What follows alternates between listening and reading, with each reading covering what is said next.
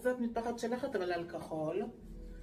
זה אותה רקמה בדיוק של כתום, חמרה, ירוק ומרווה.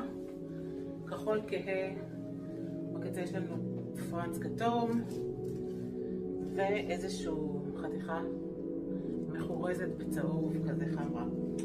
אפשר שווה בשווה, אפשר קצת אחד ארוך, קצת יותר אחד קצר, טיפה, לא בהיסטריה, ואוספים את זה לפה.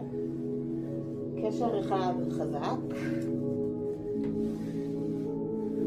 וקשר אחד רופף שייתן לי את כל הנפח. את שתי אלה זורקת מאחור